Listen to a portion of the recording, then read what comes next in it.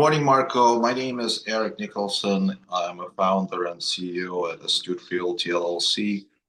Marco Barrio is a professional note investor. He occupies a niche, special niche, and I wanted to discuss note investments with him. Welcome to our podcast, Marco, and please tell us a little bit about yourself, and I will have a few questions to ask you about the note investments. That sounds good. Thanks for inviting me, Eric. I'm looking forward to this conversation. My name is Marco Barrio. I'm a resident of Maryland. I was in Southern California for 33 years prior to that, and Maryland before that. So I've come home. And I'm as you said, Eric, I'm a note investor, and what notes are the debt side of real estate. Most of the time, when real estate is bought or sold, the buyer uses some sort of financing to finance the transaction. And very often that means that they go to a third party like a bank or another type of institutional lender like possibly Quicken Loans or it could be a private money investor, hard money investors that sometimes investors use, but there's a third party involved. But that's not all the time. Sometimes a a seller will agree to carry back the financing, and that means that instead of accepting the full purchase price at closing, they agree to accept the purchase in installments over time, and that's called seller financing or owner financing.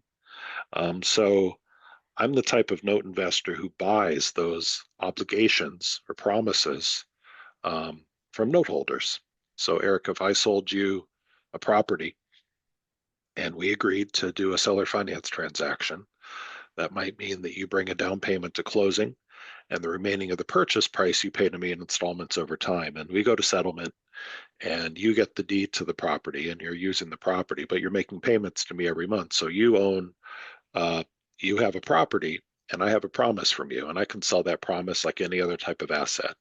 In the state of Maryland, where we are, there'd be a promissory note and a deed of trust, and those instruments work in tandem and they're negotiable. And and I could sell my obligation from you to somebody else. So I work with people who have seller finance real estate notes that they'd like to exit for one reason or another, and I buy those. There's no the down payment. We'll talk about that. There would be no down payment when I buy a note. I'm just paying cash for it.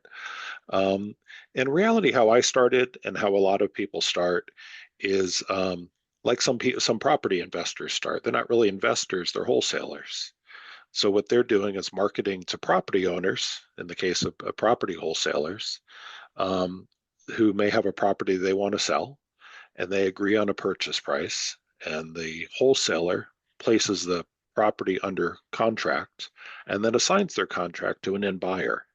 And the end buyer pays a higher price, and part of the difference between what the seller was owed and the buyer is paying goes to the wholesaler, and that becomes their fee. And I started by doing the same thing with notes, which not only allowed me to do it without much capital, but it allowed me also to learn and to be in the middle of a lot of transactions. I was bringing those to experienced buyers, and I'd stay in the middle of the transaction, and I asked a lot of questions and paid attention, and that's how I eventually became comfortable to buy my own. So it's not just money; it's knowledge. Wholesaling, you would just need marketing cost. But to buy notes, I'm typically buying notes where I'm paying. Not that the balance, I buy notes at a discount, first of all. So if the no balance is $50,000 outstanding, but that's payable over the course of 200 months, I'm not going to pay $50,000 because I'm the guy who's going to wait the 200 months to accept all the payments. There's some interest coming too, but still. So I'm going to offer it at a discount. So I might pay $30,000 for that. And for me, as an established person in the business, I usually am not making offers lower than $25,000. It's not to say that somebody couldn't go after a smaller note.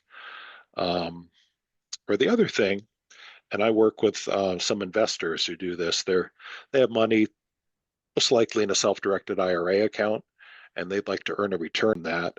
And when I buy a whole note, I can sell a piece of the note. That's called a partial, or I can hypothecate the note, meaning I can pledge it as collateral for a loan, and that's called hypothecation. And Recently, I've closed a couple of those where the investor is investing about $14,000. So that's on the low end. Below that, it's a lot of work for not a lot of return. So I tend to not go much lower than that. So seller financing isn't typical at all. Part of the reason it exists is there are no guardrails, and it's just one party making a deal with another party. There's no need to sell these off into an institutional secondary market or collateralize them into large mortgage packages, which are traded on Wall Street and have to kind of fit within a certain box. It's really just two parties working together, which I like about it quite a bit.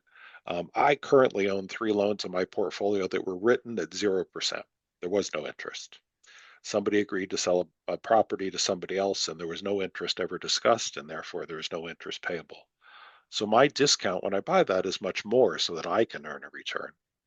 That's how I force the discount is by the return is by buying at a discount.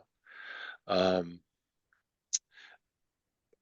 I was seeing, if you want to talk about typical interest rates, seller financing is detached from the banking industry and the federal interest rates, if you will. But still, I don't think that sellers, because most aren't experienced, know what to charge for interest. So I was seeing a lot of notes when interest rates for institutional mortgages were 2.5, 3.5%. I was seeing seller finance notes written at that, which is low when you think about it, and not a fair comparison because banks lend other people's money. Banks tend to get bailed out when the loans go bad, but individuals don't have either of those going for them. So I like to see, I like to recommend that sellers who offer seller financing would negotiate an interest rate that's about 2 points above where bank interest rates are. So if bank interest rates are 7 today, give or take, seller finance rates could be 8.5, 9%. Gotcha. Gotcha. And your typical strategy, do you keep them for passive income, cash flow, or you try to flip Understood. them Yeah, or understood. I buy I have quite a few in my self-directed retirement account, or in my case, it's something called a solo 401k, but works about the same. And that's obviously money I don't need to buy groceries tomorrow. So that's a different strategy than the ones that I hold in my taxable account, which is my business, my LLC. And so those are two different strategies. This gets a little bit more advanced, but in my retirement account, I buy whole notes at, I'll buy it at, say, a 12% yield after the discount. The discounted yield is 12%. And then I offer partials to passive investors who aren't out there hunting and gathering and negotiating and doing the things that I do and marketing costs, frankly. So I offer those to passive investors at, say, an 8% yield. And by doing that, I can recapitalize in the retirement account. Essentially, I make money on a spread, but then I can replenish my capital and keep growing the size of my retirement account. So that's one strategy that I use. Again, it takes a little more cultivating and experience to get to that point. When I was first started buying them on my retirement account, they just earned a return and they sat there. And then I learned how to do other things, and I could do other things too, just like any other strategy. And then in my taxable account or my LLC, I buy whole notes or partials. I can buy partial too, where I just buy some of the payments, not the whole note. So a partial is if there's 100 payments remaining, I'm buying the next 50 payments, for instance. Those are to be collected by me. And then I pledge either one of those as collateral for a loan. So if I bought it at a 10 or 12% yield, and then Eric, you have $50,000 in your retirement account you'd like to invest, or anywhere, frankly, and an 8% yield is better than the bank and more predictable than the stock market. And I can pledge my note that has a much higher balance than what you're lending to me. You've got an equity cushion there. So you have the note as collateral. And should something happen to Marco, my note is in escrow for you. There's an attorney in an office in Annapolis who has my note in escrow, and you document that Marco stopped making payments. The note is yours. The note, let's say I borrowed 50,000. The note balance is $80,000, but then it's secured by a property that could be worth $200,000. So you're double secured with those. Those are great investments because if something happened to Marco and then something happened to the note payer, who knows? You could foreclose on the house to become whole on your investments. I was living in Southern California, and while I agree when some people will say that investing in larger value property is just the same thing with more zeros. I understand that. But to be honest, when I was green and I was starting out and I was in Los Angeles, where a starter house is $1 million, I'm not exaggerating. It was a little overwhelming, and I thought probably not for me. So I went to a local real estate investor meetup, just like we have everywhere, and this was in Manhattan Beach in California. One meeting was a panel of note investors, and it made a lot of sense to me because they were buying notes secured by property all over the country, and they never go to the property. They can hire people who become boots on the ground to check it out, to get local appraisals, so on and so forth. I work with title offices all over the country. I work with attorneys all over the country, but I can do it from anywhere. Um, Believe it or not, I own one of my notes is secured by a property in North Pole, Alaska. I've never been to Alaska. So, and I know there are out of town property investors and wholesalers, but frankly, there's more risk in that because they never get to put their own eyes on the property. So um, it suited me in the beginning. And today, um, now that I'm knowledgeable in note investing, I prefer it because, um, well, let me back up. When I moved to Maryland, I'd intended to invest in some properties here. But as I'm sure you're aware, especially if they're owner occupied residential properties, the regulations are getting tougher and tougher. And the tenants, not saying it's right or wrong, but they have more rights than the property owners at this point. So it's not appealing to me. It would be a learning curve for me, and I like where I am now. I'm able to generate good profits. Very nice. I would like to remind you that we have launched a Cash Flow Breakfast Club in Baltimore, Maryland.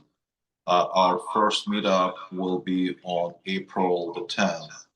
And I would like to say that I appreciate the time and the information that you share, and would love to have you as a member of our community and as one of our guest speakers. Let's make it happen that I can come out for one meeting. I'm here to support you and anybody who happens to hear this. Is it okay actually if I share my contact information, Eric? Absolutely, please do so. Yeah, I really do. I answer calls from investors all over the country who are starting out or in a bind, and I just like to. If anybody's read a book called The Go Giver, that's really the philosophy I live by. I just like to kind of give, and I believe somehow it all comes back and we all grow together. So anyway, with that said, I'm Marco, Marco, at porchswingfunding.com. That's my email. And then I really encourage people. I publish a newsletter that comes out every Sunday called Seller Financing Sunday. It's about note investing and seller financing. It's free. I don't sell anything. It's mostly for educational purposes. So my website is porchswingfunding.com. And under the resources tab, you'll see newsletter there, and you sign up, and it comes to your inbox every Sunday. So that's also a great way to stay in touch with me. Beautiful. Thank you so much, Marco. It was a pleasure to see you as always. Thank you. Appreciate it. All right. Thank you.